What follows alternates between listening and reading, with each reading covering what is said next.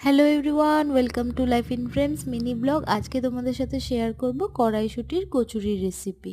তো প্রথমে কড়াইশুঁটিগুলোকে ভালো করে ধুয়ে পেস্ট করে নিয়েছি। পেস্ট করে এবার সর্ষের তেলে এটাকে ভালো করে ভেজে নেব। ভাজার সময় একটু নুন, চিনি আর পেস্ট করার টাইমে ছোট ছোট আদা টুকরো আর লঙ্কাও দিয়েছিলাম। পেস্টটাকে ভালোভাবে ডোর মতো বানিয়ে নিয়েছি যাতে করে এরকম বলস বানাতে পারি।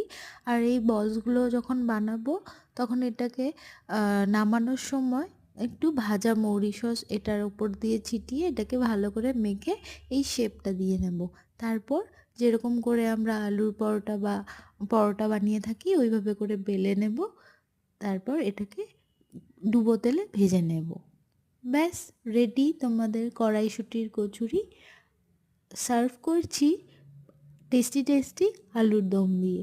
তোমরাও যদি এরকম বানাতে চাও তো ইজিলি বানিয়ে আমাকে কমেন্টসে তোমাদের এক্সপিরিয়েন্সও শেয়ার করতে পারো। Bye bye.